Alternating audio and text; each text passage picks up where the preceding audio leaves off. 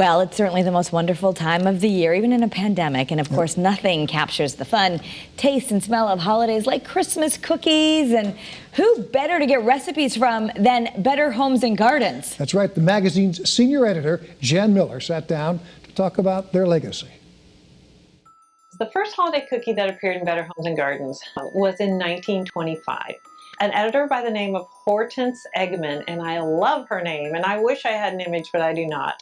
She wrote a story just called Christmas Cookies, and the cookies that she wrote about were all mostly European-style cookies, and there was a cookie called Knapkuchen, and it may be Norwegian, German heritage, but it was a sugar cookie. And so what was really fun about it is they included that you could cut it out into shapes, and I'm sure there wasn't any elaborate cookie cutters then, and so if you wanted Christmas holiday shapes, then you needed to trace something on paper, cut that out of paper, and then put that on your dough and trace around your dough to get a tree shape or some other shape. This came from 1959, and I love it, because if you look at how many different ways they've treated each cutter, different frostings, you know, the Red Hots, I grew up with those on cookies. I think that's pretty iconic. It's still the same base, and I love that continuity through the history. Cookies are personal, and you know, they're so key to people's traditions, and so I would say that we tried to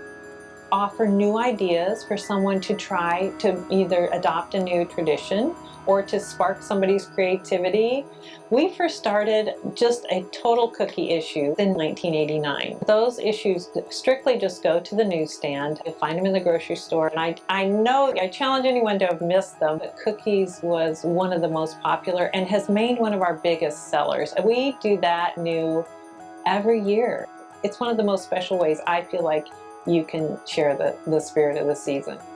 When I read the first editor's letter from 1922, Better Homes and Gardens, as I was digging into some of our archives, E.T. Meredith wrote a letter, referenced that, you know, America had been through a really hard time. It was, you know, the World War I, you know, they were just coming through that. People didn't have a lot. He recognized some of the really tough things that people had seen and the losses that people had experienced, and knew that he just felt like now was the time to show everyone your Christmas spirit more than ever. And I would have to echo that. It almost gave me chills when I was reading the letter, because it felt like, wow, you know, it feels a little bit like this year. You know, we've all had some hard times, we've had some losses, and you know, it's time to show your spirit.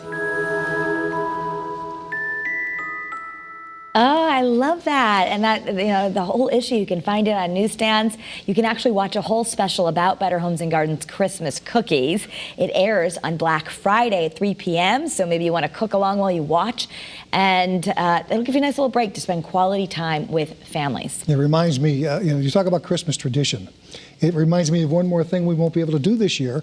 My daughters and their grandma making cookies. But the good news is, she'll send us a care package, I'm sure, filled with Christmas cookies that she made. And, you know, usually you're tuning into Better Connecticut at that time, but you're going to see the cookie special. Better Homes and Gardens is published by the same company that owns the station, the Meredith Corporation. I had a chance to go to their testing kitchen where they make all the cookies. Absolutely incredible, so it's going to be worth watching. Have a wonderful week. Thanksgiving is coming. We're grateful for all of our great viewers. Have a great day, everybody. Thanks for watching.